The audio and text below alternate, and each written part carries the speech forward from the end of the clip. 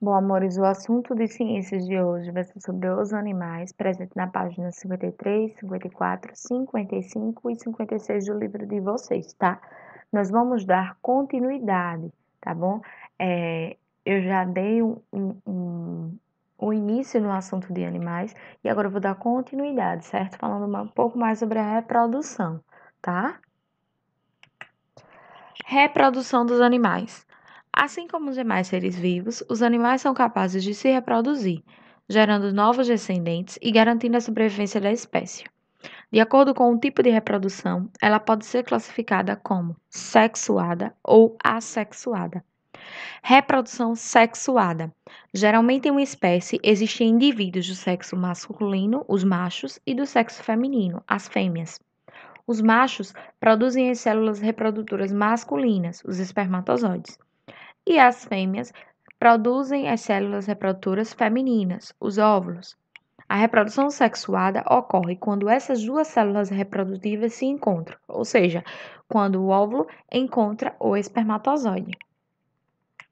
Aí ele faz, observe, aí ele mostra o exemplo do óvulo, tá? Que é o órgão reprodutor feminino, e aqui o espermatozoide, o órgão reprodutor masculino, certo? E o momento em que eles se encontram. A célula reprodutora masculina,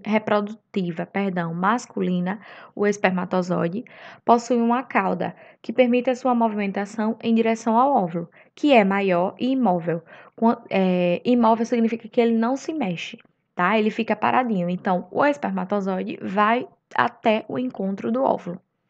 O encontro do espermatozoide com o óvulo ocorre através da cópula ou acasalamento.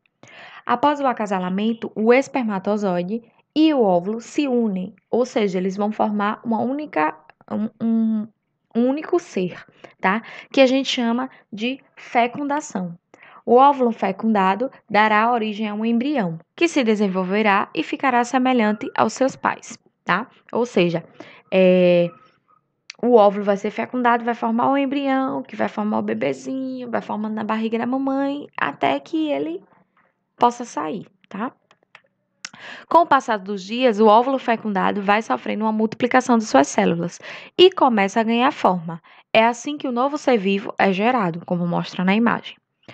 Quando o encontro das células sexuais ocorre dentro do corpo da fêmea, chamamos de fecundação interna, tá? Ou seja, quando ocorre dentro da barriga da mamãe. Podemos observar isso com os mamíferos, répteis, aves e insetos. Na fecundação interna, o macho libera os espermatozoides dentro do corpo da fêmea. Quando a fecundação ocorre fora do corpo da fêmea, é chamada de fecundação externa, ou seja, fora da barriga da mamãe, tá? No ambiente externo. Geralmente ocorre em animais que se reproduzem no meio aquático e resulta em uma liberação simultânea em grande quantidade de células reprodutivas do macho e da fêmea. Os anfíbios, como o sapo e a rã e várias espécies de peixes, são exemplos de animais que possuem fecundação externa, ou seja, o sapo, a rã, enfim, os anfíbios de modo geral, os peixes, eles liberam. O macho vai liberar o espermatozoide, a fêmea vai liberar o óvulo. E eles dentro d'água vão se encontrar, se unir, tá? Formar esse ovo fecundado que vocês estão observando até se transformar no girino, que depois vai ser um novo sapinho. Os embriões, dependendo da espécie, podem se desenvolver dentro ou fora da barriga da mãe. Observe os animais a seguir.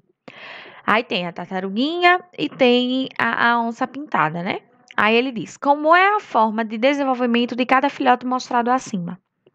Bom, os animais que se desenvolvem dentro da barriga da mãe são classificados de vivíparos, certo? Nas espécies vivíparas, é a mãe que supre todas as necessidades de desenvolvimento do filho. Essa forma de desenvolvimento existe na maioria dos mamíferos, em alguns peixes, répteis e insetos, que é o caso da nossa onça pintada aí da imagem, tá? Os que se desenvolveram fora do corpo da mãe são os ovíparos, que é no caso das tartaruguinhas. Eles recebem essa denominação porque o seu desenvolvimento ocorre dentro de um ovo, do qual o embrião retira todos os nutrientes de que precisa para se desenvolver. As aves, os sapos, os jacarés e vários insetos são exemplos de animais ovíparos.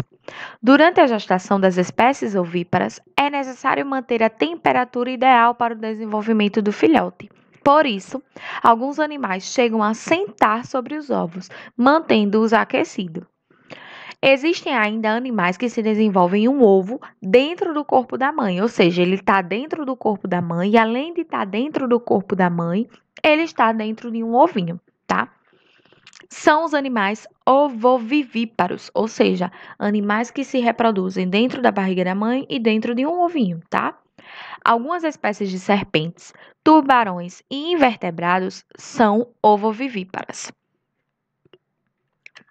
O período de desenvolvimento do embrião dentro ou fora da barriga da mãe também varia de acordo com a espécie animal, tá? Aí ele traz alguns exemplos para a gente.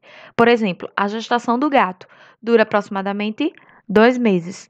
Já a gestação do ser humano é de aproximadamente 9 meses. Por que aproximadamente 9 meses? Porque existem crianças que nascem antes dos 9 meses, que a gente chama de crianças prematuras, tá? Depois que a galinha põe o ovo, o pintinho nasce em aproximadamente 22 dias. Reprodução assexuada. Na reprodução assexuada, não ocorre a junção das células reprodutivas. Os animais possuem a capacidade de dar origem a um novo ser sem a participação de outro indivíduo da mesma espécie. Ou seja, na reprodução sexuada, eu tinha que ter o espermatozoide e o óvulo. Na reprodução assexuada, não. O indivíduo ele se reproduz sem a ajuda de outro indivíduo, tá? Ou seja, não há acasalamento sem fecundação nesses casos. Não vai haver acasalamento, não vai haver junção de espermatozoide com óvulo, porque na reprodução assexuada não existe, certo? Eles se reproduzem só, tá? Aí ele traz: as estrelas do mar são capazes de dar origem a um novo indivíduo com as mesmas características a partir de uma parte de seu corpo que foi cortada. Os pedaços fragmentados crescem tomando a forma de um indivíduo normal. Ou seja, ele tem aqui na imagem a estrela do mar. Aí ela foi pega por um ser humano e o ser humano cortou ela. O que que acontece? Essas partes aqui vão se reproduzir e vão ser formadas duas novas estrelas, como a gente vê na imagem. Elas conseguem se reproduzir sem a ajuda de outro indivíduo. Alguns animais, como as abelhas e as formigas, conseguem se reproduzir sem ter a presença de um macho.